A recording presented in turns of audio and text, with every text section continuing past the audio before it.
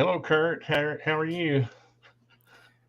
I'm great, man. It's good to be here. Thank you, I, Tony. I'm really excited. I am.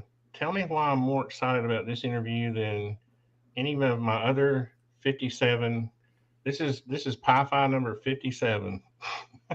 Well, I one can't. five I, seven is my favorite number. So oh wow, that's spooky. No, it's interesting actually. Yeah, I've been doing this series for quite a while, and I just keep kind of adding to it. And for some reason, I was nervous and excited, and I guess I'll kind of explain that a little bit along the way about why. But I thought what sure. I might do is let you just kind of talk about, introduce yourself because I'll probably just butcher it. Uh, for what you want people to know about, you. I know you're a filmmaker, documentary maker. You know, I'm not quite sure of your other credential. Your other how you refer to Sure. yourself. So a Sure. YouTuber. We all know you're a YouTuber. So. Sure. Firstly, I wanted to commend you as you're one of the most prepared people that I've been interviewed by. You have assiduously written notes. I've been interviewed by quite a few people, so hats off to you, man. You Oh, have thank you. exemplary note-taking habits. Thank you. I appreciate it. It's something That's that I think, that's something well, that somebody like me has to do to be to be prepared. I aspire to emulate that quality, man. Now, as for who I am, well, I'm Curt Jaimungal, that's my name. I have a channel called Theories of Everything, which is about physics and consciousness. Theories of Everything is a physics term, which is about what are the ultimate laws of nature. Generally, it's how do you merge quantum mechanics or quantum field theory with general relativity. But then it's more broad and about metaphysics and philosophy, which is why the consciousness has come in. And then there's ostensibly implications for UFOs. And that's one of the reasons why I started to tackle that subject and continue to do so. It's a motif rather than something that I look that than a theme. It's a motif rather than a theme. Oh yes, and then my background is in mathematical physics, if people are interested, and filmmaking. I think that's an awesome combination there. You've made a really great YouTube channel, and I've enjoyed it over the years. Um, I Thank you. guess how long have you been? I guess I've only been watching for maybe 2 years. I think maybe. When did you Hmm. start your channel? About 2 years. So Okay, maybe you're I yeah an maybe early not quite adopter, man. that. I usually my background, and this was kind of leading up to my first question, if you don't mind.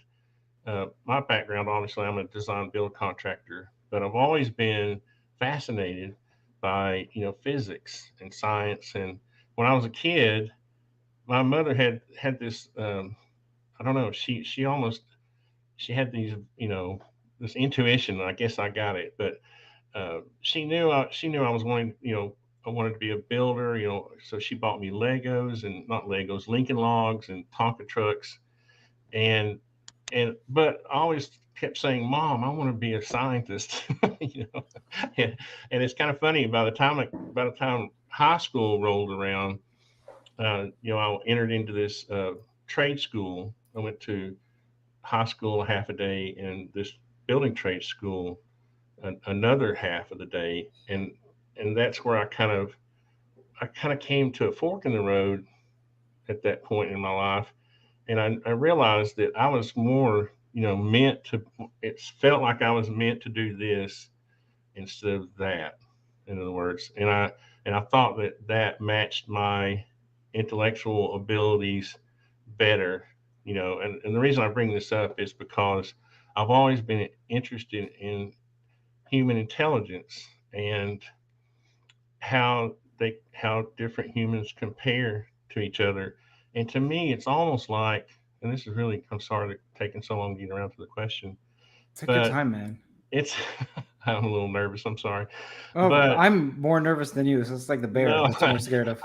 I guess what amazes me is that I can't. On one hand, I understand evolution, and I understand that some humans can obviously their brains don't get wired the same through DNA and that whole evolutionary process. But on the other hand, I was giving you the example of my son before we came on the air of how he's gifted. He was, in Mensa at 4 years old.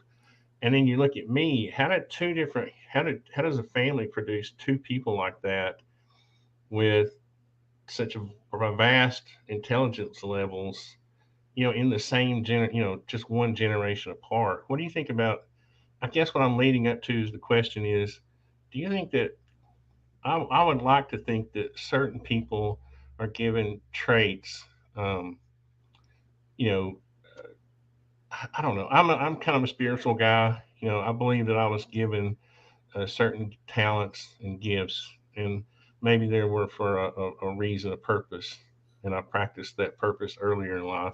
I don't want to tell you my whole life story; that would be boring for the audience.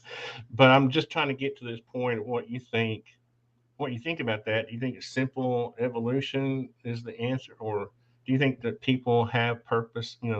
That they were created for certain purposes? I see what you're saying.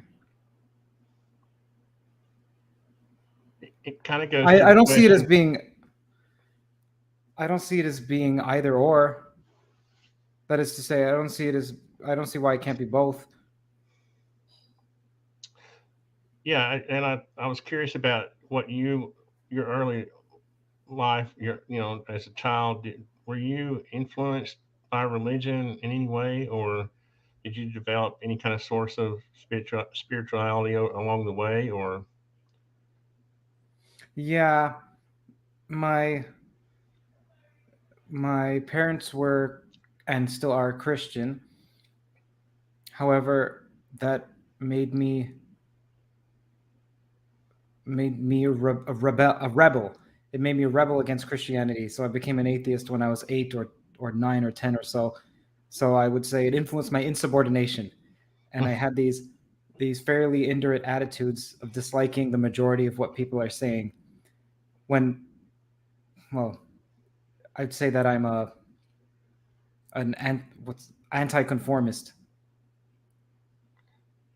Yeah, I was. My mother influenced me. Not the opposite, but we came out of East Tennessee, the woods of East Tennessee, right? So, but my mother was this jet-setting missionary. She would go Hmm. to Thailand, Korea, all, and she was exposed to all of the different religions, and she would bring back stories and talk about philosophy with me, and that created a little bit of a it was almost like uh, she was trying to get me to think out of the box a little bit and not be so, because coming up in the Bible Belt, you're taught one Hmm. one way or Hmm. the highway. And so that was a good experience. But what it did do was start making me think, what is out there, you know. And then I had this little experience when I was 12 that I thought was um, thought was a UFO. Today I don't really know. I'm still very objective about it, but that experience brought me to this point where I really questioned everything, and ever since then, I've had this interest in this topic and people like you, who again, I don't mean people like you. I mean people. Um, it's almost like humans, and I'm sorry, I'm talking too much here. I get nervous and I start talking a Oh, lot.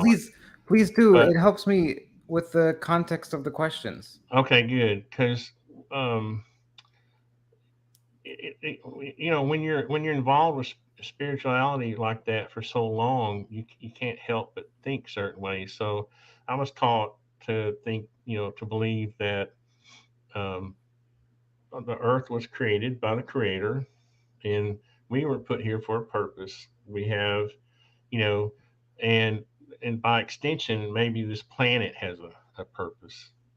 you know and it's kind of funny to me that over the years, when I was younger, you couldn't really talk about amongst my peers. I actually knew a lot of people who were atheists when I was growing up, so I didn't talk about my spirituality that much. And so, um, but it seems like lately there's a return to it. Like it's almost like this new, and I've been through these phases of where UAPs or UFOs, as we used to call them, were a thing, and then they would subside, and then I'll be 60 in October, so I've been through several of these phases, and people wonder why I'm not as excited about it. It's because you Hmm. know, uh, and so it, where am I going with this question? I'm I'm trying to say that I wonder what this all kind of ties in, because there seems to be a current push for spirituality, the woo, all of this, and it seems like whenever this happens, there's a step away from science. Maybe I'm finally getting to my question. Hmm. It seems like a lot of the people in the UAP community are, I think, their personal experience, uh, and they're not objective enough to not let that affect their thoughts on objectivity and science. Do you see Hmm. that? Mm, no, but I haven't spoken to. No, I haven't. I don't see that. I understand what you're saying. Let me see if I understand what you're saying. So you're saying that there are some people who are in this UFO community, but that doesn't matter. There's some people who have some experience and now they want to believe. Now, you had an experience, quote unquote, an experience when you were younger. You can doubt that experience now because you have some distance and because you would like to see it objectively and you realize, well, that's just one data point and I was biased and I was a kid and I don't want to fall prey to me imposing an apologue on something where it just may be some rational or scientific explanation, like a cloud. So there are other people who are quick to say what I saw was a UFO, or quick to say that there exist aliens or other beings. So is that what you're saying? Yeah, or if you ask questions about it, instead of being an objective person, you're a debunker. It seems like Mm-hmm. now objectivity has been pushed to the side, and you're either a believer or a debunker. There's no middle ground, you know. Mm-hmm. And I wish we could return to that middle ground where everyone just said, "Okay, I had an experience. It was my personal experience. It's not everyone's experience. Now let's see, what do we do to move forward?" You know, it, it, it I guess it's the past in me coming out, wanting to be a scientist, and Mm-hmm. wanting to be smarter. And that kind of goes back to it's frustrating for me because I always had a hard time with you know absorbing certain concepts. I absorb, design, build. I've been doing that for 44 years now. Pretty good at it, but still have a hard time absorbing some of the quantum mechanics and the math surrounding that. Everyone does. So firstly, don't beat yourself up because you're in the same shoes as everyone. Secondly, I mm, just because someone knows equations, well, well, I don't know how to build. I'm in awe of what you do. I don't know how to. I have no. I'm great with video games, so I have hand-eye coordination there, but I have no hand-eye coordination when it comes to sports or building. I'm not handy. I remember just a couple days ago or a few days ago, I was at a family event and I had to throw some. I don't recall what it was. It was a peanut. It was a peanut. I had to throw a peanut to a squirrel this way, right in front of me, and it went that way. And it reminded me of when I was 8 years old. There was some experience I had like that where I was in gym class and I tried to someone was like, kick the ball to me, kick the ball straight to this person. It went to the left or to the right. Never played sports after that. I forgot my gym clothes, quote unquote, every single time. I would come up with some excuse for why I couldn't go to gym. So I have no hand-eye coordination. I'm not skilled at all, and I barely know some math. So anyway, you're in common company.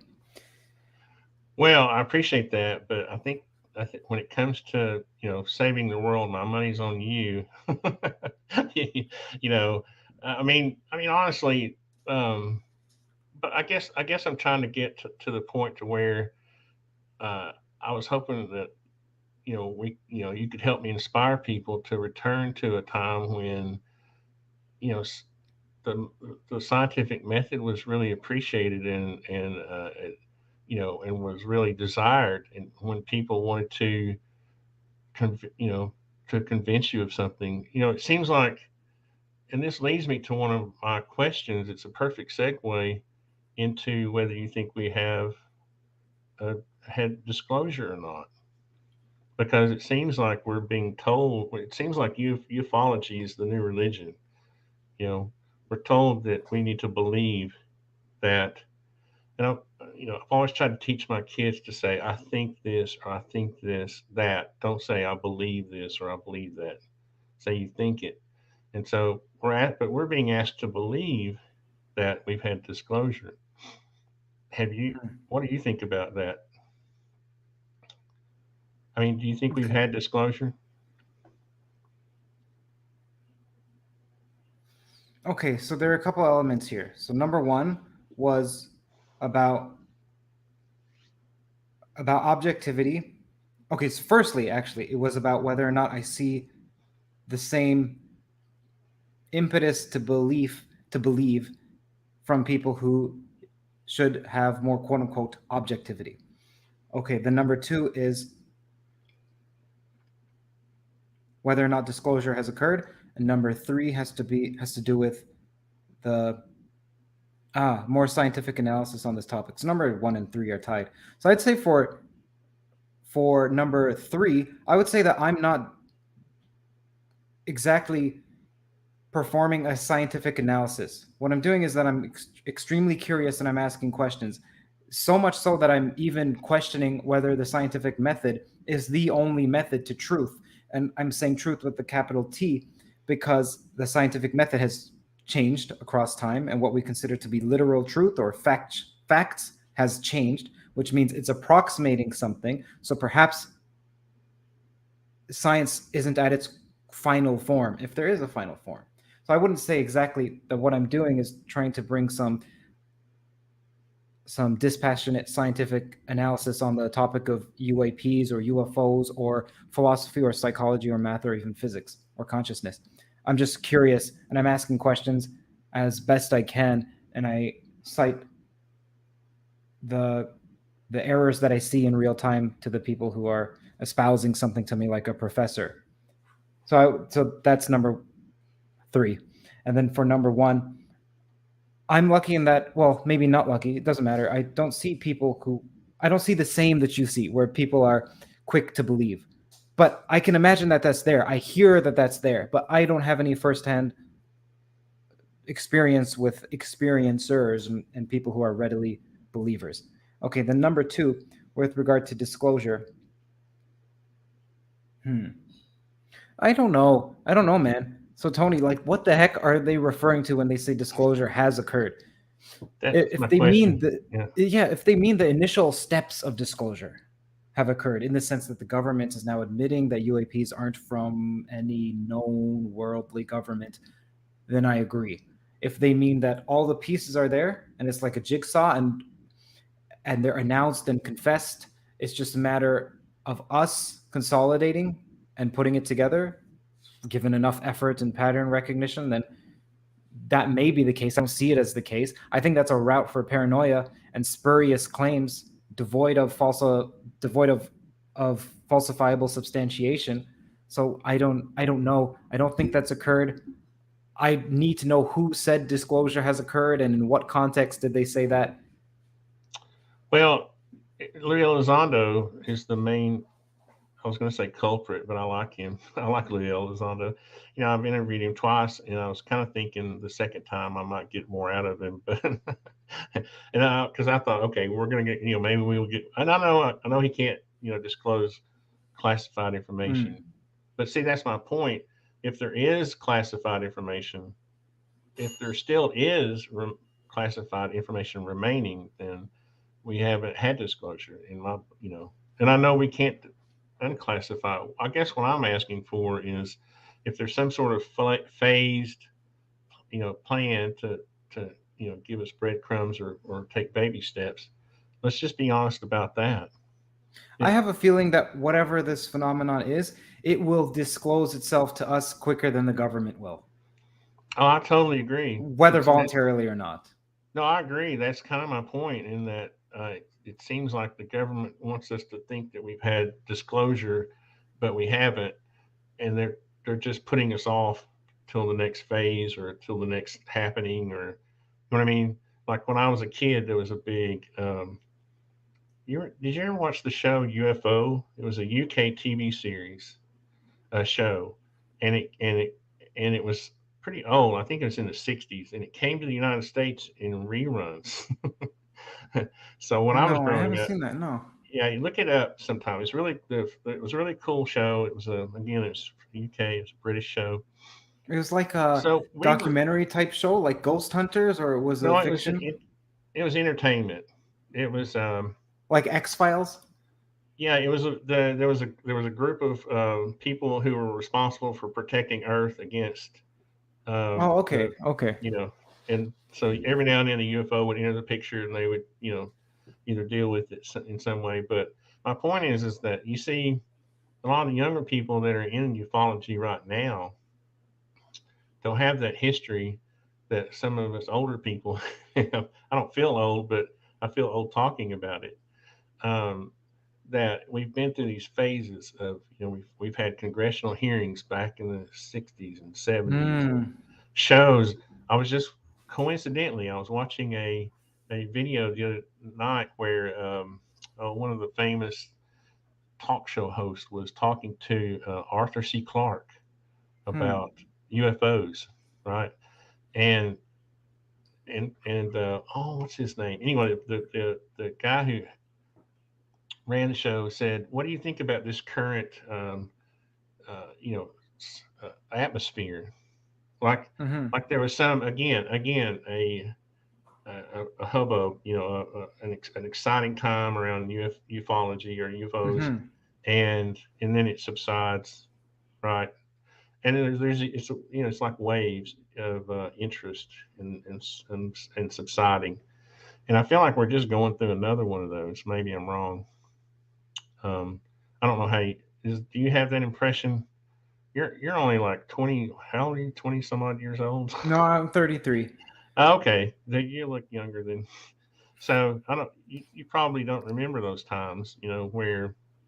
So anyway, I was curious to see what you thought. And again, I like Louis Elizondo. I invited him to come go shooting at our rifle club. I like the guy, but I do think uh, there's a strange effort afoot to uh, you know can, okay, I don't Yeah, want I to understand say what you're saying. No, I I don't, understand what you're saying.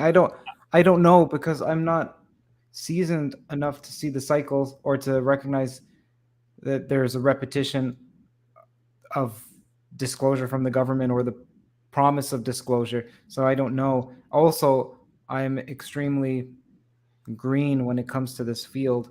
I'm just someone who's extremely interested in math and physics. Started to become interested in consciousness, then started to become interested in UFOs, but still my domain is physics and math. So I don't see what you see because I'm not as close to it as you are. well, and honestly, I'm not that close to it. I think that's uh, how hopefully been able to remain objective about it. Um, I'm not a believer or a skeptic, you know. Yeah, good. Uh, Good. um, but I, but anyway, I just wanted to kind of get your take on that. Again, I love Lou. I love the guy. If I had to jump in a foxhole, it would be with him. Yeah, that's for sure. It doesn't have to do. But I'm sure there's this big consortium of maybe that's sort of conspiratorial, but an effort going on, phasing the disclosure or whatever. Maybe that's the message that he's trying Yeah, to. there could be, I don't know. Conspiracies have occurred and likely are occurring. Whether or not there's one here, I don't know, and whether and what it is, I don't know. I So didn't I don't really know, mean man. this. I didn't really mean to say the word conspiracy in the same sentence because But it it doesn't has, matter. Conspiracy, I don't yeah, hold a negative view. Like you mentioned, yeah, religion and belief. I don't hold a negative view toward religion. I see it as extremely positive. To have an open mind and to be doubtful, that's an extremely dangerous mindset. And I know because, well, I've been to certain places mentally, and it's extreme. People who say, "Oh, you should doubt," you have no idea. You have no idea how you're so lucky. It's like you have you're encased in armor and someone's attacking you and you say, "Oh, look how protected I am," without recognizing that it's because you're shielded by, well, you're regardless. The point is that I don't hold I don't say conspiracies hold no water, and I also don't think religion should be as disdained as it is. There's a huge benefit to saying here's what is the case, and and I believe it. Belief. There's man, I pray for belief.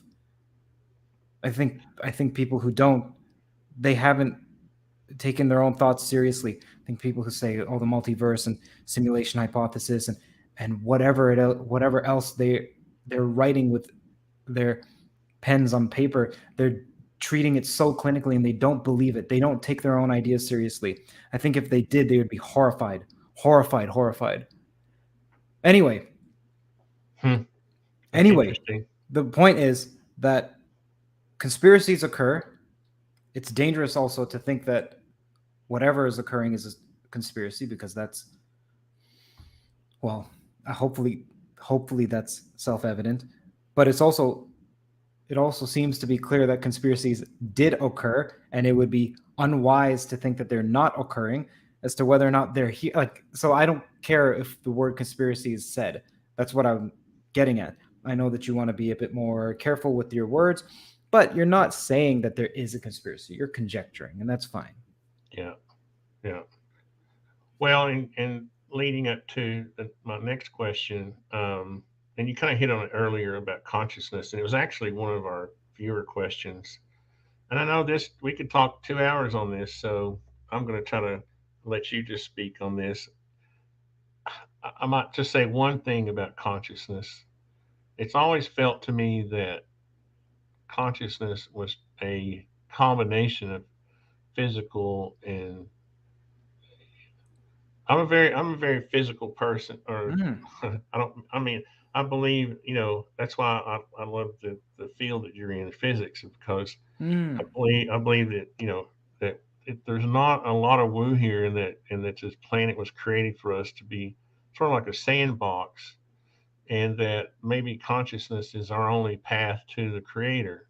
You know, um, so I have this weird thing about consciousness, so I could talk about it all day. But Elena Campbell had that was her question.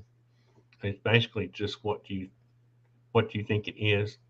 What do you think about it? mm. So Elena, is that it's like an audience member, or is that your wife, or? No, she's sort of she's on in the basically I met her at the UAP Society Discord, and then she was helping us with a little think tank, a little project team uh, that I had going, and so I know her as a result of the phenomena really. Uh, Okay, so if Elena's question is, "What do I think of consciousness?" Elena, I'm apologize. That's such a broad question. I don't know what to make of it. It's akin to what do you make of religion, or what do you make of movies? I don't know which movie and what part of it and what aspect. So so okay. I also don't think, Elena, that anyone knows the answer to that. There are different theories as to what consciousness is. So on the physical side, there are neural correlates as to whether or not those are causal. That's another issue. So that is, and then there are different. There's global neuronal workspace. There's integrated information theory. There's different computational approaches and whether or not it's a feedback process that's substrate independent and so on. But this is just jargon for people who are unfamiliar. So I don't know. All I would say is that I'm studying it and I don't know. It's unclear. I mean, I think Michael Levin said that in university, one has consciousness studies. It's a growing field, it's burgeoning, but it's there. But it's not consciousness studies, because true consciousness studies is a first person activity. It's not third. Yeah. It may be like, if I can give an analogy, a physics analogy, imagine you have a globe. Turns out that you cannot map a globe with one chart. So that is, if you were to take a map of the globe, it's going to miss at least one point of the globe. It has to. So that's a theorem in differential geometry. So it says that if you have a sphere, you cannot cover it with one chart. You cannot. Well, anyway, That's why we get the skewed sizes, yes, content yes. sizes. Yeah, I know what you're saying. Yes. Yeah. So you need two charts. You need at least two charts. Okay, then those charts overlap. So there's compatibility on those. Then there's something called a compatibility condition where those two charts overlap. So maybe the physical and the mental world, if we can even split it into those domains, are akin to that. That they're mapping the real world, which is the sphere. One is the physical, and then the other is a mental. And the physical cannot fully encompass the mental, and vice versa, but there is a compatibility condition, which is why we can see these neural correlates, which is why there's almost certainly a relationship between the brain and consciousness, but yet we can't grasp it completely, nor can we, from our own intuition, derive all of the physical laws. Yeah, and that's why this is why I'm careful to say whether I believe something or think something. Because I can believe in this. I believe that um, basically what you just said, and that is really that coupling is our only connection to the creator. Does that make sense? Everything else is the earth is a sandbox, you know. Now people will say, and this is where I differ with people who think it's a simulation, which I think is a silly thing, but I try to listen, try to be sympathetic or empathetic. And this leads up to our next question um, about free will. And I've always thought that we've had free will to roam in the sandbox, and some people may think that's not a big enough place to have free will. Like our planet was created for us. We were created by the creator and given free will, right?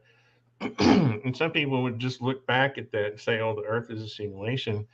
Maybe that condition is I don't call it a simulation because I believe in a creator, that created the Earth and the universe, right? So, but within that, at one time we had plenty of space, and we still do, right? We can fit all humans in Texas or whatever that statistic is. We still have lots of places to roam and be free, and we have free will on Earth, and that's good enough for this life. You know, what? Anyway, I rambled a little bit there. Sorry. What do you think about free will? And I guess it kind of goes back. I don't think that free will. You see, the standard materialist account, is to say that free will doesn't exist. This is not just materialism. So I think Bernardo Kastrup, who's an idealist, also doesn't think free will exists. I don't know how one can come to a decision so adamantly. It's unclear. So here's an example. Roger Penrose, a physicist, one of the most brilliant people on the planet, says he thinks free will exists. It's just not able to be defined nor modeled. We have an intuition as to what it is. And currently, it escapes our physics. It has something to do with the active component of consciousness, but what it is precisely, we don't know. We experience it on a almost moment-to-moment basis, but as soon as we try to grasp it, it's like water that just goes through our fingers, but it doesn't mean the water is not there. Then there's also physical.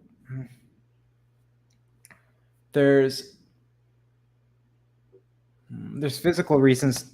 Well, I have to be delicate with my words. There's something in physics called determinism, which means that the conditions later in time are exactly calculable from something farther back. That's somewhat true. Okay, sorry, that's somewhat true, as in that's almost a definition of determinism. However, even in Newtonian mechanics, there's non-determinacy. So people will say in Newtonian mechanics and classical mechanics, Einstein mechanics, and so on, that doesn't have to do with quantum mechanics, that there it's a deterministic world. I'm sure you've heard Laplace's demon. If I knew all the positions of the molecules and the momentum, then I can calculate the universe at some future state. Turns out that that's not true. So for example, there's Norton's dome. This is a word or a phrase people can look up. It's Norton's dome. It is basically a solution to Newton's equations that are non-deterministic.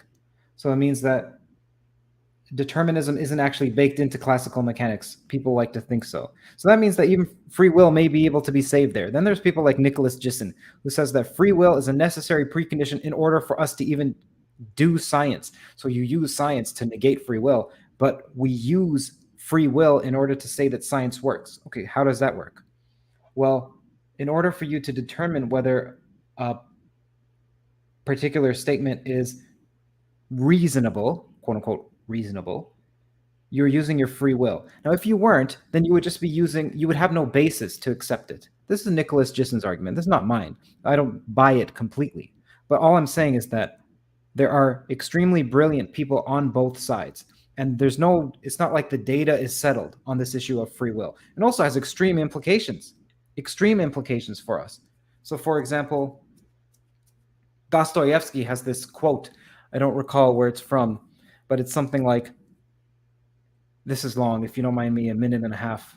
No, go ahead. Yeah, I'm talking. It's something, sure, it's something like, even if man were nothing but a piano key, and this were proved to him by the laws of natural science and arithmetic, even then, man would not become reasonable, but instead do something perverse out of sheer ingratitude, simply to prove to himself that man is not a piano key.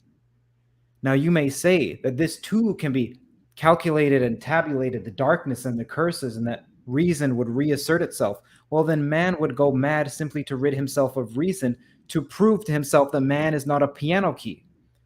Now, you may scream that no one is touching my free will. All that you care about is that my free will accord with the laws of natural science and arithmetic and my own interest. Well, good heavens, gentlemen. What will be left of free will when it will all be tabulated and arithmetized? When it will all be a case of twice 2 makes 4. Twice 2 makes 4 without my will, as if free will meant that.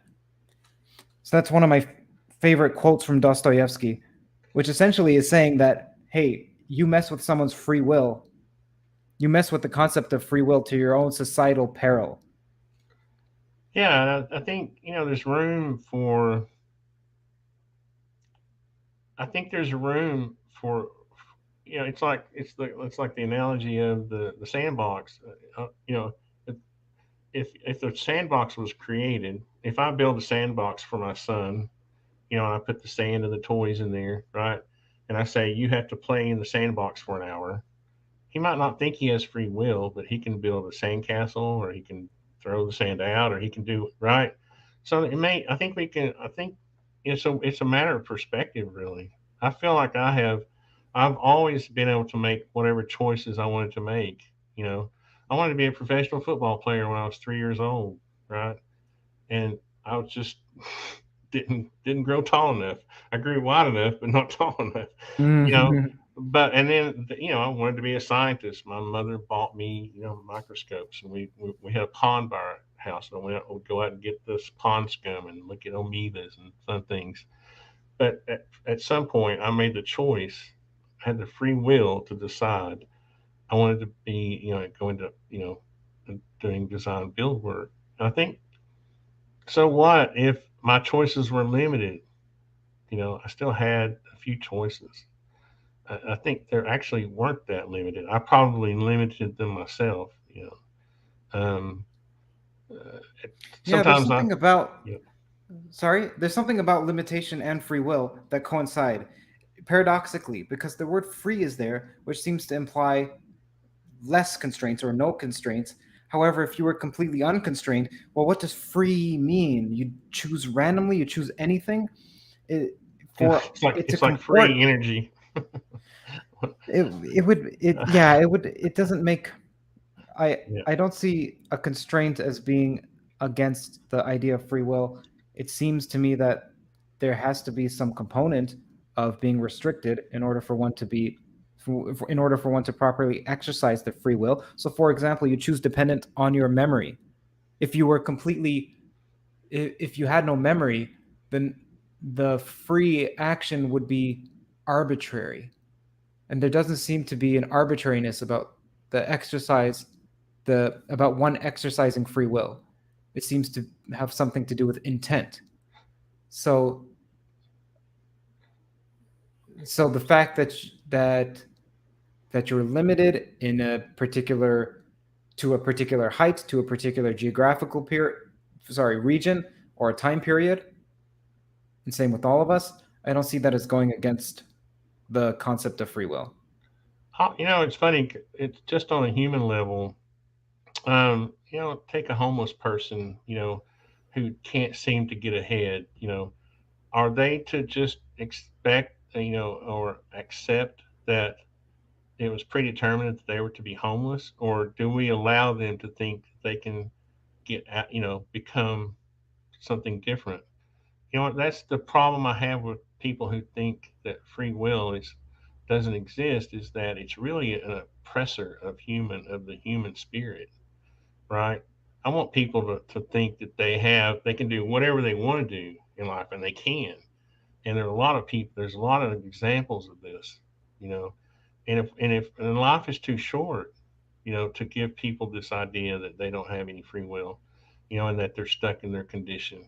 It's depressing to me. I, I Mm-hmm. call I think of those people as oppressives. What do the Scientologists call people? Oppressives. I Mm. think I think suppressives, whatever their term. I always thought that was a funny term, but I want people to have hope and know that they can. I was a poor. We were brought up poor. I was born in Appalachians. That's some of the poorest areas in the country, right? Dirt farmers. And I didn't grow up thinking I was poor. I grew up thinking, how can I improve myself? How can I do better? And I just, you got to go do it, And so I don't know how people justify when there's so many examples of that, how they justify trying to, you know, put that on people that they have no free will. But I've always thought I got to be careful because that question right there alone is what worth a couple hours, isn't it? Mm-hmm. But let's see. Let me look here and see. I got these two monitors, and one's getting in front of the other. I was trying to figure out what good segues are. Um, By the way, I don't think that having free will goes against the idea that one can be hmm, unduly and negatively restrained by their environment. So, for example, that I think that one of my, let's say, ethos, one of my values is, or something that I think is that the quality of a society is the way that the populace treats the homeless people. No, not necessarily the government, because that's the easy route is to say the government should take care of the homeless, and I think that they should. But that doesn't mean that you shouldn't show compassion. And I think that there's a great line in the Bible, like "Woe to the person who has something to give and doesn't." I, I, I, I think that we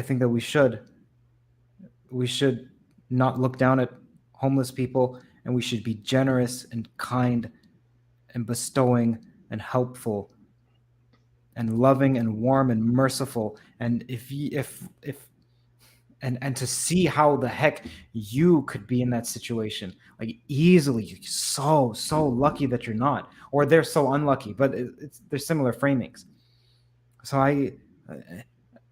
I think that people who haven't had an addiction or people who don't have friends, they have no clue what it's like to have an addiction or and concomitantly have no friends. It's it's there's this study with rats where if you give rats cocaine, then they continually do so, even neglecting food, and they'll do so until they die. However, that happens with single rats in cages. But if you put them with a group and you give them access to cocaine, they'll do it every once in a while. Like they'll have a party, but they won't sacrifice food for it. And that implies that the social environment has such a role to play in addiction and into homelessness. And it's a terrible, terrible state. You hear people who maybe they're not homeless, maybe that's not the right term, but they're not well and they walk around the street and they scream, and it's almost never a positive statement. It's never, oh, this is wonderful, I love you all. It's something, go F yourself and take a knife into your vagina. It's like it just shocks you, and you just hold on to your wife, or you give them a wide berth as you cross the street, or you try not to look at them because you don't want to acknowledge that that could be you, or you don't want to acknowledge that you don't want them to look. Well, it's a sad state. It's a sad state, and sure, it could be their fault. Who cares? Who cares? So all of our problems, almost all of our problems, are our fault to some degree. I don't care. The compassion should always be given. Anyway, so that's me saying that even if one is to believe in free will, it doesn't mean that one should just neglect those who are on, I don't want to say on the underside of society, because that implies that they're beneath us in some way, but financially they are, and mentally they seem to be. It's not a pleasant place. And I also think free will is necessary for them to get themselves out of that position too, psychologically, because if they're told, like, it's twin, it's not free will, therefore you stay in your lower position socially. It's free will plus generosity plus mercy plus warmth. Anyway, that's my little aside, just so that I'm not misinterpreted as saying I don't believe that. Sorry, I've lost my train of thought, but hopefully you understand. No, I do, and I appreciate that, because it, you know, we can have our philosophy and our, you know what I mean. We can have these conversations, but when it comes down to it, we really should treat other people the way we want to be treated. You know, and I think if we get too deep into that mindset of, you know, blase, there's no free will. What doesn't matter what I do in life, or, you know, I think it's kind of to me, even, I think simple observation gives us the answer that we have free will. And but some people would say you're just zooming in too close to a certain condition, and you've made these choices, but in the end, you'll have the same result. And which Well, is, the easiest way to dispel the materialist account of lack of free will is to get them to point out where you and the world is distinguished. So what's distinct between you and the world? It's not clear, because your electrons overlap with the electrons in the sun. So technically you are the world. Now, I'm not saying this is the case. I'm saying this is a spiritual way of interpreting materialism or physicalism. And Raymond Smullyan, who's a mathematician, said there is no difference between you and the natural laws, which means even if you were to say, look, zooming in your words, Tony, you zoom in into the brain and it's neuronal firing that is outside your conscious awareness. Well, somehow the laws of nature that instigate those neuronal firings are also you.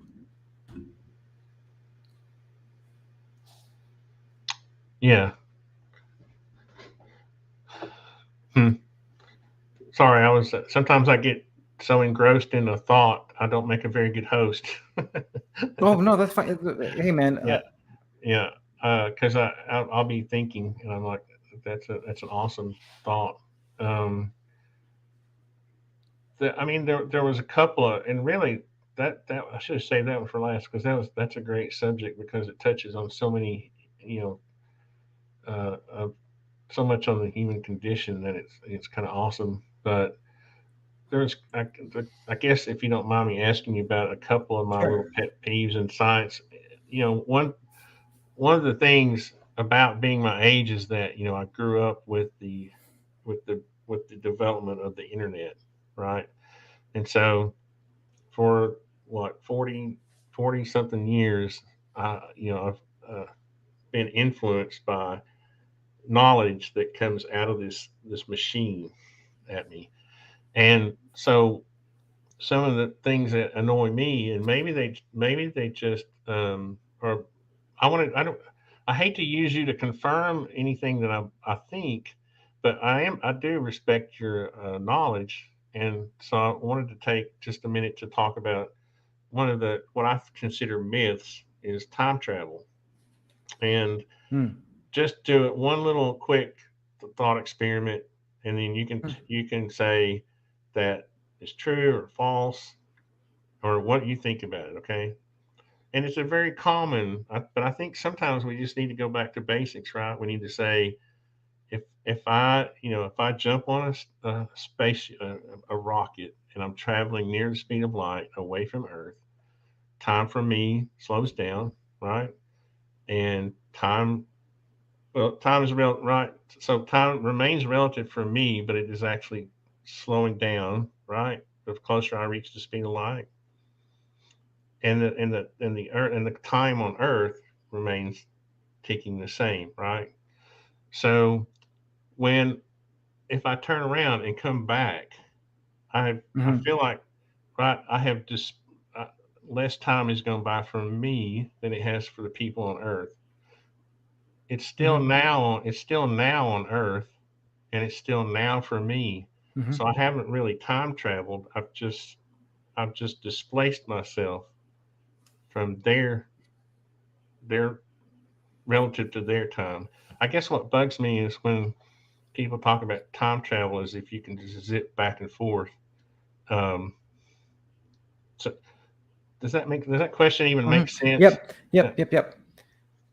Okay. So with regard to that's called a twin paradox, by the way. So you go off, Earth stays still, and then you come back. oh, that's right. Yeah. The There's not a satisfying explanation of it. Now you may say, well, the physicist may say, okay, it's as simple. It's super simple. You just draw the space-time diagram. So that is, if people who are listening are mathematicians or physicists, then you draw a space-time diagram of what it's like for the Earth, and you just stay in the Earth's frame, just going up toward the center. Time is on the y-axis going upward, and then the rocket ship moves off, let's say near 44, 46, it's near a 45-degree angle, and then comes back, and you draw a thick line there so that you can have a light clock, because that's how you measure time, is with a light clock. That is to say that you have a I don't know how to explain this simply, but either way, you have a timekeeping device with you.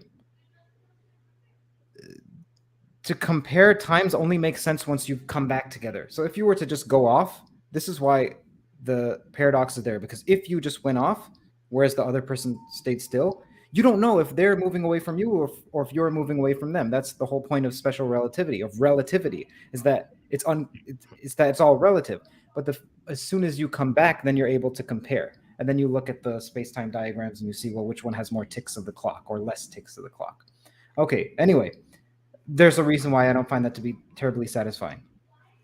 But we can get into that after. As for time travel, there's it's not so out of the question. So for example, I've been toying with this idea that the past isn't fixed phenomenologically, meaning from our experience. So phenomenology is a branch of philosophy by this person named Husserl or Heidegger, which essentially means take your experience as fundamental. Don't take the quote unquote objective world. Take your experience. That's what's first. Okay, so phenomenologically, it seems clear that the past isn't fixed because our memories constantly change. We have a certain. There also, it doesn't seem to be the idea of past because there's only the now. So it's not quite clear to me that what's objective should hold more water. Secondly, there's also solutions to Einstein's equations, such as the Gödel universe, so Gödel's incompleteness theorem, if people have heard about that, which have closed time-like curves, and that is that you have time travel. And so one of the ways you get around time travel in physics is by stipulating there exists no closed time-like curves. But then what you've done is you've proven time travel doesn't exist by assuming it doesn't exist. I guess I was trying to eliminate the folding of space-time scenario. I was just trying to do some basic, out there, back, time dilation, right? And so we can test that, right? We've actually tested this. That we've ran experiments on the time dilation, right? Because we have measured the differences between astronauts, Mm-hmm. right? There, haven't we taken atomic clocks on our space missions, and we've Mm-hmm. compared them when they come back. So I guess my other point or question really is that, to me, there is no big database in the sky or in the universe that records the past. And in the example that I just gave, the twin uh, paradox, Mm-hmm. Mm-hmm. um, as like you said, as I was traveling through space and coming back, we were still moving through, right, space time. So the only effects, the only remnant that is there is our effects on space time that is behind us, because we are moving in a direction, right? And that you can't go back to that point. That So you can't travel backward in time, and you really can't travel. I can't just dial in a date. Well, I You guess I know, could. Tony, it would be it would be unclear how one detects if one has traveled backward in time. So it could be that we have already. It could be this is us. How do we know? Because if you've undone it, we don't know. So it's in some ways it's unfalsifiable. There's also the transactional interpretation of quantum mechanics, which isn't talked about much, which is Richard Feynman's interpretation, which has time going in both directions. I think he precludes the past by saying we only observe the forward one. However, the backward one does occur. I need to study this some more, and I'd like to do an episode on that. But there is the transactional interpretation of quantum mechanics. And then there is time revert. I'm just throwing out, it sounds like balderdash to people who, but I'll throw out words because some people who watch are Yeah, extremely that's interested. fine. They can at least search it Yeah. up. So time reversal symmetry, there's something called CPT, symmetry. I also don't think that our conception of time is developed enough to answer such a question.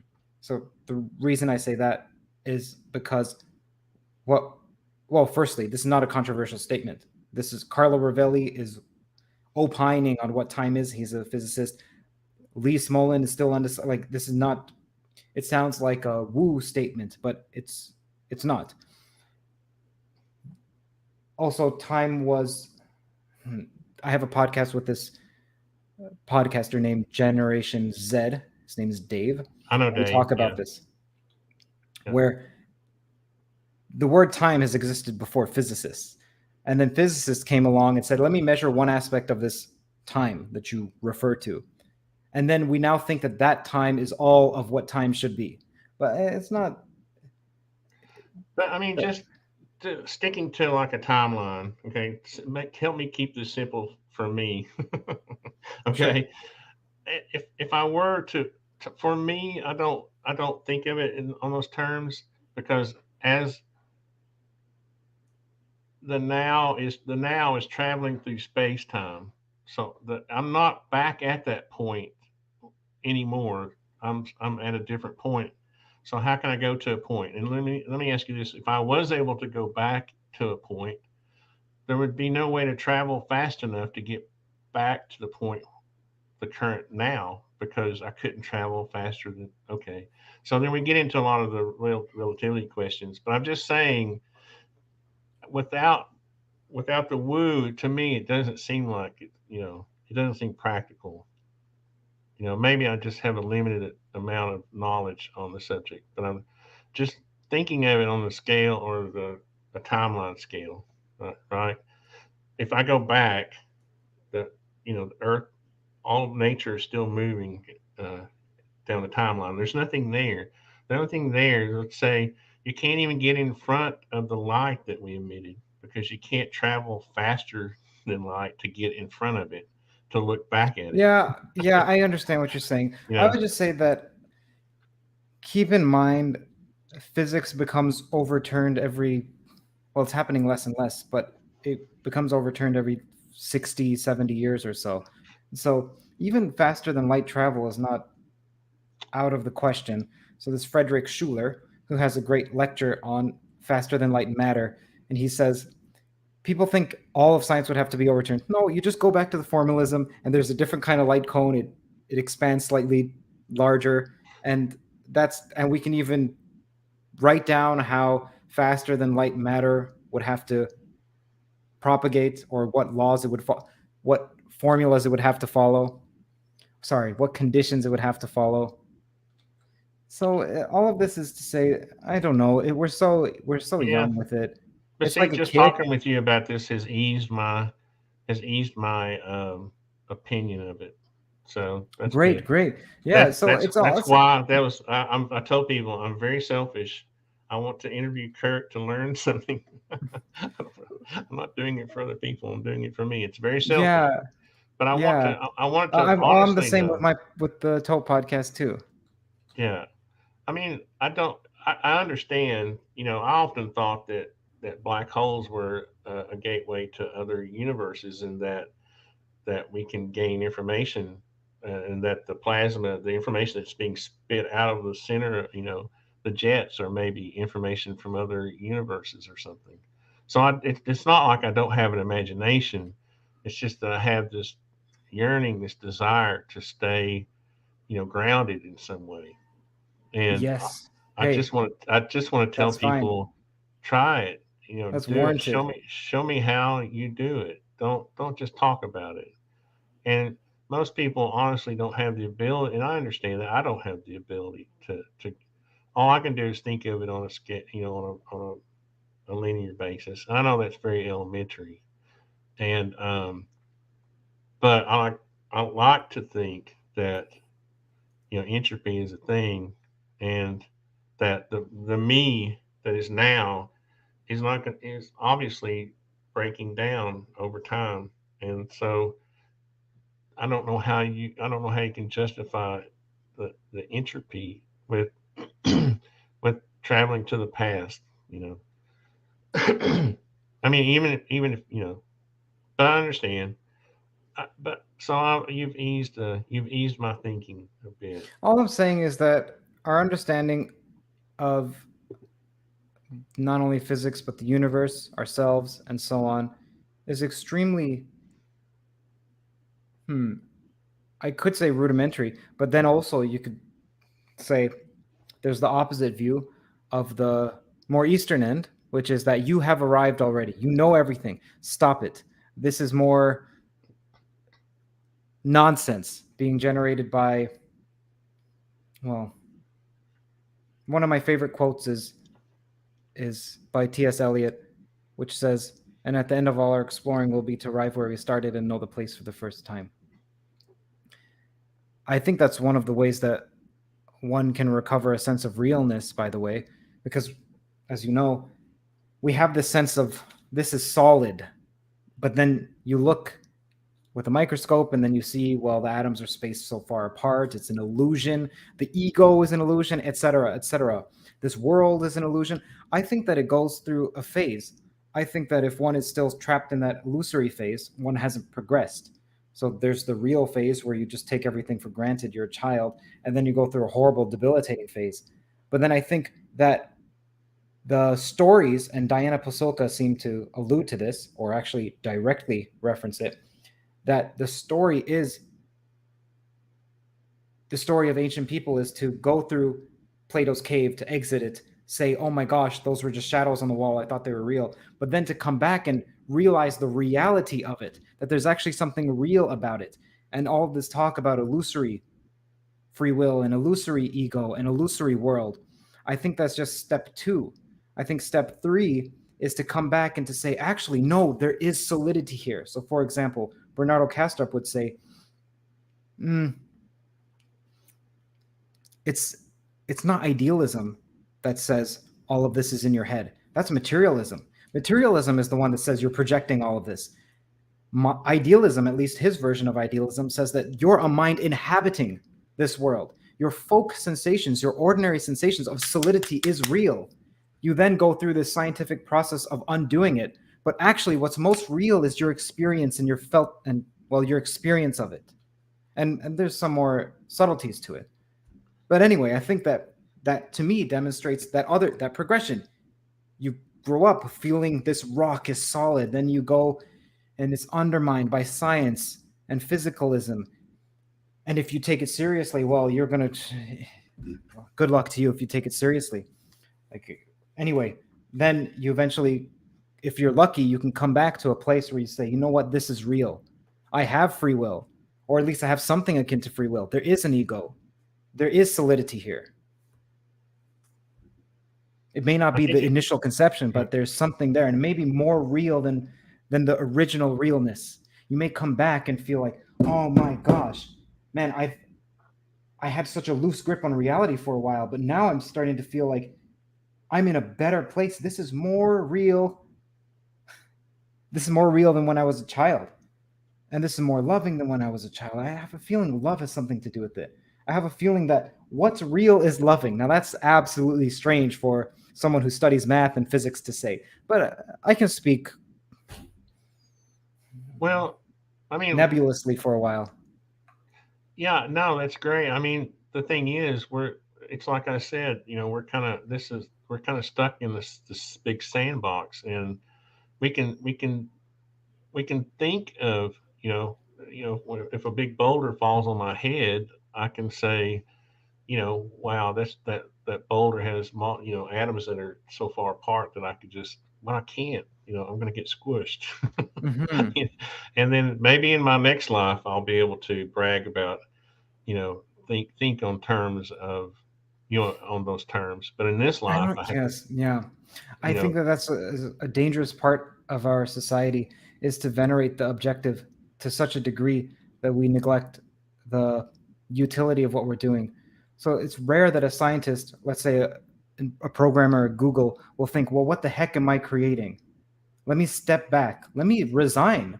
Firstly, or secondly, it's rare that that happens. We think in terms of interest and objectivity, and we have this assumption, or at least we tell ourselves, well, whatever we're studying objectively will eventually provide flourishment. That's not clear. In fact, it seems clear that that's not the case with the invention of atomic bombs and potentially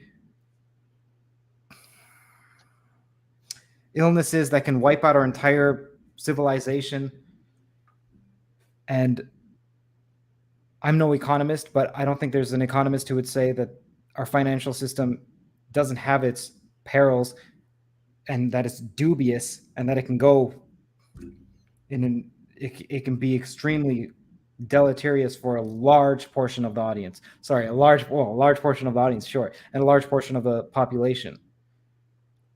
So it's not clear to me that let's just study whatever it is objectively and remove ourselves. Let's be dispassionate about it. It's not clear to me that that's good. I don't think that scientists would say that it's good.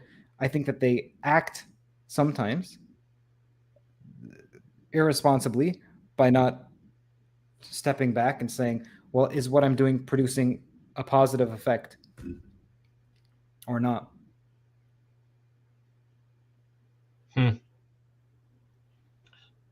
These are hard discussions to have in an hour and a half, aren't they? I was looking at the questions from the those who submitted them. I think we could go through them quickly. We didn't answer it. We talked about Elena's question about consciousness, and Jess.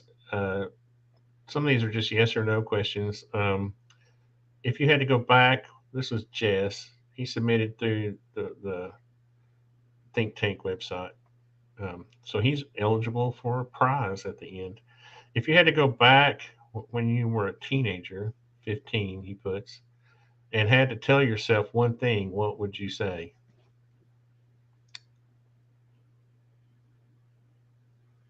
That's a tough one too. Okay, sure. It would be about having a goal in mind. So, for example, when studying, don't just try to memorize, let's say, some theorem, Barrett's reconstruction theorem, if you're trying to understand SO10. So these are physics terms. Learn what you have to learn as steps to some goal. Don't just go and learn because you're told you should know so and so. So that's one. Another one would be to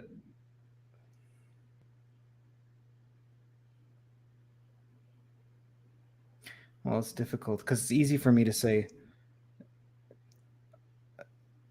that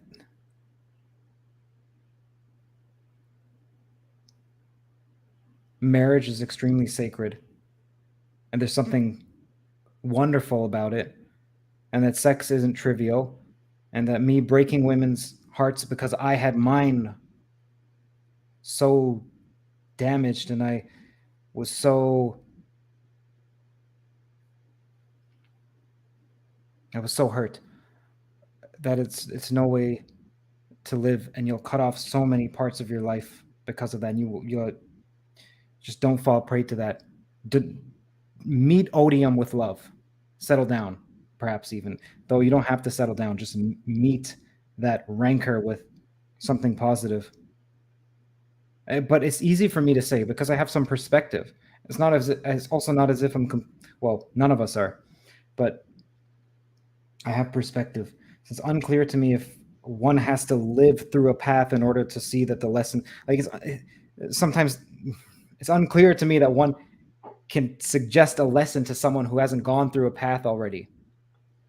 Yeah, one of my funny little beliefs is that that when we were created, there was this DNA blocker that our teenage our children have that doesn't allow them to learn from their parents.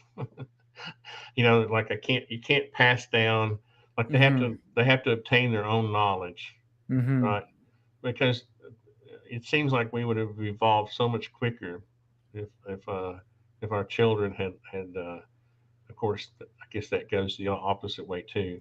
Maybe it's a protection mechanism against ignorance. I don't know, but Alexei, and I'm not being fair to Alexei because he had several questions, and I just picked one at random. Um, and I think we may have answered. You may have talked about this already. Do you think UAPs are extraterrestrials or from secret projects? His other question was a lot more. I have to give him credit. Complicated. I don't know. I'm undecided on that.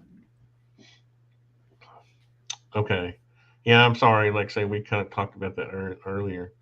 Walker, during the introduction of an interview with Lou, I'm sorry, that was his name was Walker. I'm sorry. During the introduction of an interview with Lou, Curt says, read between the lines on what Lou says. What Curt Now he has time to process it, discern from Lou's comments and breadcrumbs on the UAP phenomenon and our origins and evolution. That's a tough question to even read. I don't know how you're going to answer it. Do you remember that interview? Yeah. Yeah, I'm not bright enough or informed enough to read between the lines. Oh, that's not a Freudian slip. So I don't know. Yeah, I think there's a quality to that because I tend to like to study people, and sometimes I think that what I'm learning, what I'm reading between the lines is incorrect, and so it's probably you think it might be a good trait, but it's probably I like the uh, I like the objectivity behind like you know not necessarily making the assumptions right about what Well, people say. it's akin to reading poetry in a sense. Hopefully, it's more concrete than that. But there are wrong ways to read poetry, and the reason you know this is that we don't all get A's when we submit our poetry essays in school. There seems to be something that distinguishes high quality analysis and low quality analysis. And same in universities, otherwise they wouldn't give out grades at all. So there seems to be better, maybe not wrong, but better or less better or more suited or less suited ways of interpreting. It's not an easy task. What we have are these intimations, and we have nubulous data. We have bleary conjectures, and they contradict with one another. So we have a sense that a sneaking suspicion that something is there. Almost all of us has that there's more to this subject than meets the eye. We feel it in our guts. And we're each taking a large gamble that there's more to this. And it could be that there's not. But that's what we're doing. I have tremendous respect for Lou. So when I said that that's not a Freudian slip, I meant that. I hope that that's not taken out of context. It's not easy No, to do. yeah, I mean, it's different if you're, if somebody comes up to you and says, "Oh, it's a great day," and you're reading behind between the lines, and you think, "Oh, he doesn't really think it's a great day because he said it. Oh, it's a great day." Then Hmm. that's different from you're having a conversation with Lou who has um, limitations on what he can say and what he can't, what he can and can't say, right? So he he's automatically at a disadvantage. He can't say probably everything he wants to say. So Lou's in such a terrible position, yeah, a yeah, position that I don't envy, because yeah. I believe he has knowledge that he can't come out and talk about, whether or not that's been given to him as false information, whether or not it's, well, whatever. He has some knowledge that he can't speak about. And we assume that it's knowledge about UFOs and that it's about, well, we have assumptions about what that knowledge could be, and we desperately want him to reveal it. And so we look and we know this person knows more about this subject, but he can't say it. So maybe he's leaking information in subtle ways to escape the legalities. He could be. It's tricky. We don't know. He may be. We don't know. And I'm, like I mentioned, I'm not astute enough. I'm not knowledgeable enough to perform an interpretation. Or the community decocts for their own, and then I get to take a look and I formulate some of my own ideas, but it It, changes. there's all, and this is kind of a minor point, and I'm not speaking of Lou. I'm just saying people who have worked in the intelligence agencies also. Again, this is not Lou. Don't everybody jump on me. I love Lou. Okay, I love the guy, but people like him have certain jobs of creating certain. That is their job to create the breadcrumbs and to get you to try to read between the lines, and they're trying to influence what you're trying to read between the lines, right?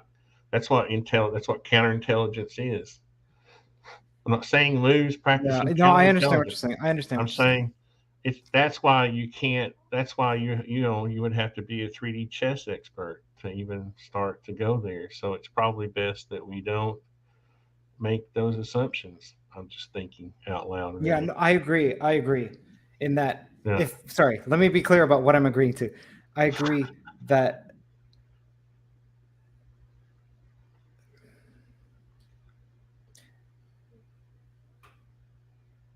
it can be, one can drive themselves mad, actually mad, putting up newspaper clippings on the wall, putting pins in them and drawing red pointers between them, like the detective trying to find patterns that will allow them to catch a serial killer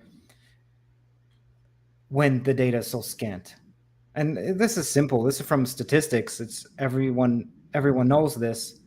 If you have just a few data points, you can't draw a line. You don't even know if it's a line that you're supposed to draw. Is it a curve? What kind of curve? It's called curve fitting, which are which is what you don't want to do. Yeah. And sorry, I was actually just giving Alexei's actual question that I screwed up, and uh, I may have subconsciously avoided it because I don't understand it. Do you think we orbit the center of all time, and that the human experience is limited by the factor of the speed of light? I don't understand the question either, Tony. So we're both in the same place. I wasn't trying to be It doesn't negative. mean it's a foolish question. I'm just not. Yeah, I don't either. I'm a design build contractor, so some of these things, and I've spent a lot of time with Alexei, and I think I've gathered some of his concepts, but honestly, I would have to, I have to do much more study, spend many more hangouts with Alexei on that one. Um, then let's see. The last user presented question is: could you make a podcast explaining Maxwell's Heaviside equations? Oh, he snuck in two questions. Did Lou Elizondo have anything to do with setting up that interview with Sal Pius? I'm sorry, I Okay, don't know. okay. I'll answer them in order. Number one, there are plenty of explanations out there already on the Heaviside equations, and so I can't do. Oh, hey, this is a great time. I can announce this. So I just announced this on Chris Leto's show, which will come out Friday. But anyway, there's this YouTuber called 3 Blue 1 Brown. By the way, Tony, when does this come out? This is live, but then are you taking it down and then editing? I can if you want me to. No, it's fine. So you'll just leave this up. I generally do. Yes. That's fine. Okay, so then this can be announced. There's a YouTuber called 3 Blue 1 Brown, who's a YouTuber that gives math explainers. Beautifully done. They make you weep looking at them because they take a extremely overwrought subject that's not explained well and then explains them such that you can understand them 5 years before you're supposed to. So let's say a fourth year undergrad concept when you're in first year or high schooler. And he did a contest last year and he said, it would be great if there was more math explainer videos, animated perhaps. Maybe it's a lecture, maybe it's of some sort of documentary, whatever. Math explainer videos on YouTube. And to facilitate this or to encourage it, I'm going to make a contest. This is Grant Sanderson of 3 Blue 1 Brown saying this. So why don't you all submit to me some idea for a mathematics video, and I'll feature them. I'll even give a prize to the top 5, like $1,000 each, so $5,000 in total. And he had 1,000 submissions, and it was wonderful. The point is not to win. The point is simply to push more content of mathematical explanations out there. And I thought, that'd be great to do for physics and consciousness. So I emailed him and I said, would that be all right if I do? Because I don't want you to feel as if what I'm doing is treading too closely to your ground. And he said, just go for it. So in about 1 week or so, I'm going to announce officially, though this counts, I'm going to announce on the TOE channel that there will be a physics and consciousness contest for people to take some advanced concept in physics. Now, the Maxwell Heaviside equations aren't terribly advanced. You learn that as a second-year student, perhaps.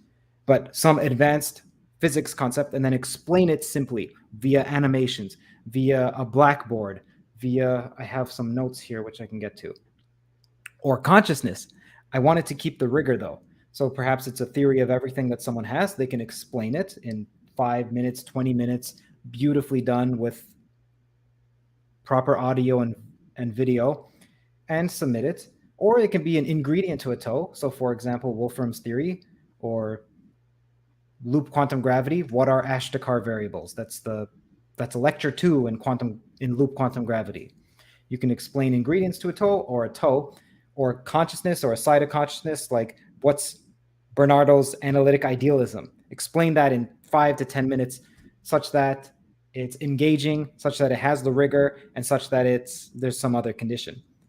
It's essentially the copycat version of 3 Blue 1 Brown's mathematics contest, but for physics/consciousness. You can choose physics or consciousness or some combination like Penrose does. Anyway, when this person said, can I make a podcast explaining Maxwell's Heaviside equations? Well, firstly, that exists. And then secondly, if someone wants, they can create it. Maybe they can go through Salvatore Pius's interview and put some animations to it and explain what the heck he's talking about. And right, that's it. No, that's awesome. And I would add, and of course, I couldn't do any of that, but I would add that when people do that, try to be original, and and because there's a lot of I'm not going to be mean and call it plagiarism, but people Mm-hmm. tend people tend to copy and paste ideas, those types of things. And one of the reasons I was wanting to talk about, and I forgot this honestly, the human intellect earlier and about education was that I wanted to kind of challenge people, like even like me, who's just a design build contractor, to learn more, keep learning, because over the years I have absorbed things, right? And you just have to be consistent. Like I try to learn something, a little tidbit each. Mm-hmm. I'll go try to memorize the periodic table, or I'll try to Mm-hmm. understand the quarks and muons and gluons and gravitons. I'll try to just go and pick one little concept, and once a week I'll try to. But that's kind of where I was going with the objectivity, comments, Okay. and trying to get people, just inspire them to do that, even though they think they may not, have the capability. You do to grasp basic physics, right? So there's this great quote from Wheeler that I frequently I use as a refrain. Wheeler said, "The point of math or physics is not to drink from the fire hose, but instead to get wet." And one of the ways you can interpret that is, okay, you can watch a lecture and don't be upset that you didn't absorb almost all of it. You're in the environment. By osmosis, it will occur. If you've ever played No Man's Sky, which is a video game, you learn words for a particular language. So you go to a planet and then you find some edifice or some rock formation and it teaches you a word. And so then you go and you speak to an alien and most of the words are gibberish and then you got one word. You have no idea what the sentence is. It says gibberish, gibberish, gibberish, parrot, gibberish, gibberish, gibberish. Are they going to eat the parrot? Are you a parrot? Are they saying you're parroting someone? You have no clue. Later on, you get another word. And slowly, and all what happens is generally is there will come a point where so much more makes sense. It may take 1 year where little's making sense, a little more, and then it accelerates. And then you have another plateau. And then it accelerates. So just keep pushing through. Just get wet. I want to make a Toad t-shirt. Just get wet. I also want to make a Toad t-shirt that says don't thrust or stop thrusting, about how people thrust their toes, much like I'm sure occurs in your comment section or in the live chat, where people have this point of view and they try to impose it upon others from their theory of everything. Don't thrust. Trust your toe. If you truly had a toe, you would be so much more calm about it. I was talking to someone, some spiritual guru about this topic, and he said, Curt, if you were to ask the Dalai Lama about some grand metaphysical question, he would almost certainly say, I don't know. And he would just be calm about it. And he would just smile at you. He wouldn't be typing in all caps in the comment section. He wouldn't be saying authoritative statements. So you can take that as a sign that likely the person who's thrusting doesn't either trust their own toe or doesn't have a toe with humility.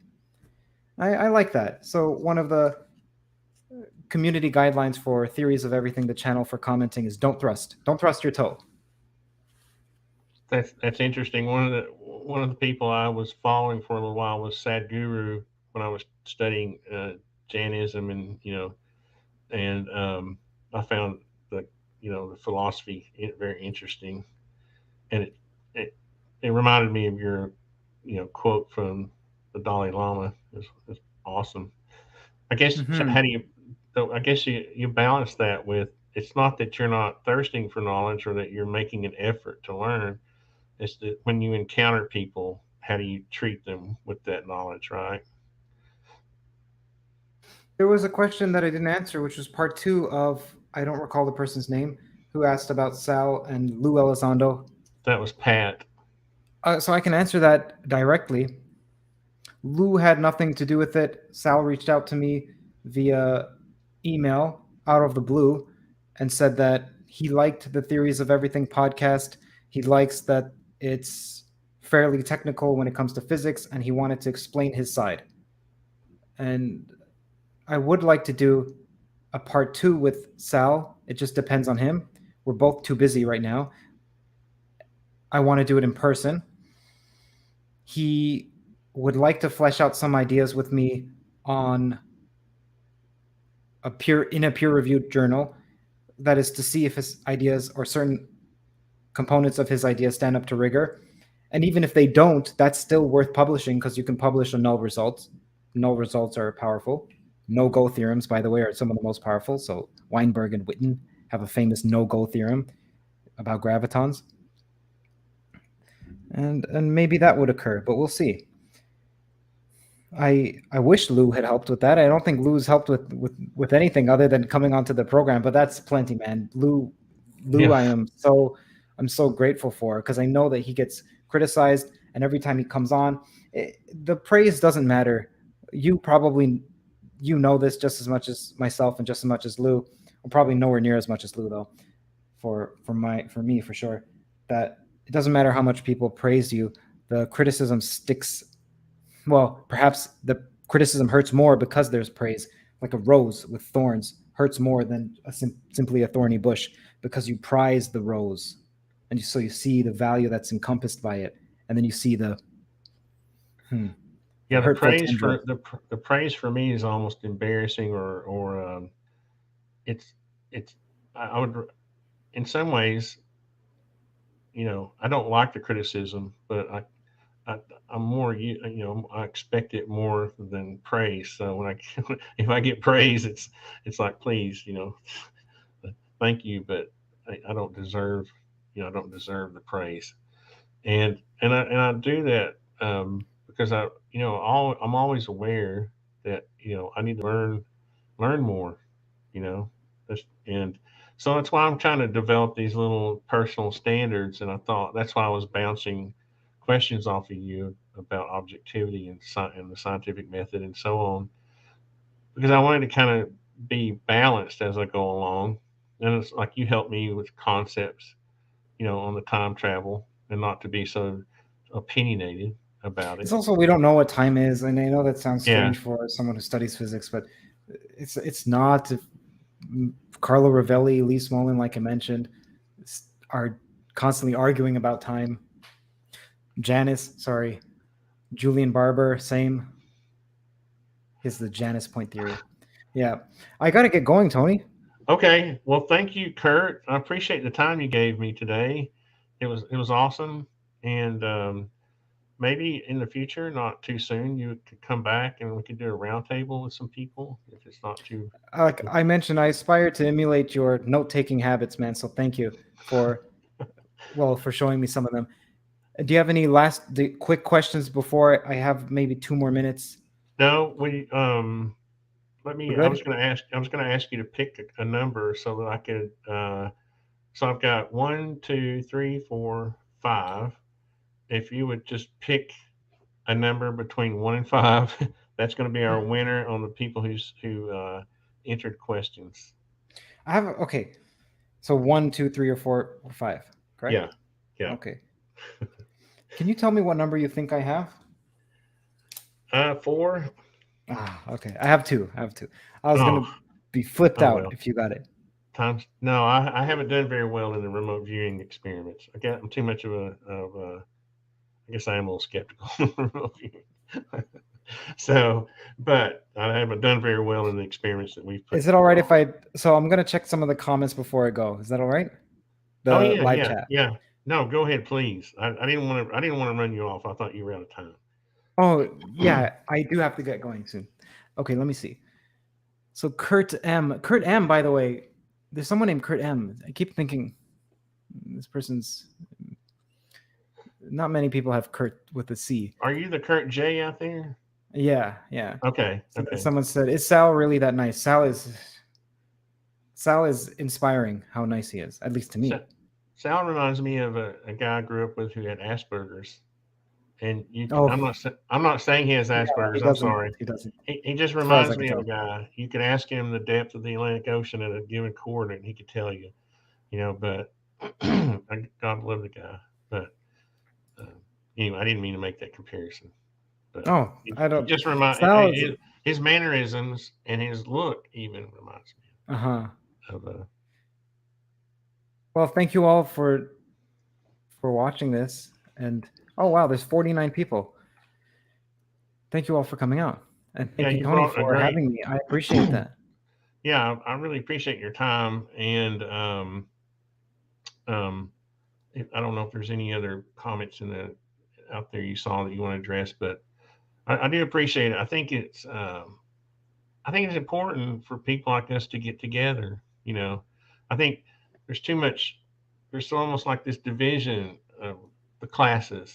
You know, and especially on the internet, there's the scientists and the workers and the you know, and this and that. I like it. I like Well, that you accepted this invitation and you came to speak to me you're in a way you that you are much did. more of a scientist than myself in the sense that you actually produce something, whereas I'm just a symbol pusher, and and barely one at that. So someone like Brian Keating is a actual scientist because he makes or at least interprets results and produces. He's an Well, experimentalist. I think you underestimate your influence. I mean, you've certainly inspired me to to to invite you and hope that you came and to spread whatever message you could about physics and science and learning and intelligence and consciousness. Thank you. That sharing of your time is really awesome. I appreciate it. And about this division of the classes on YouTube, I don't know if I would put it as such, but I do see something where, so this is a pre-announcement.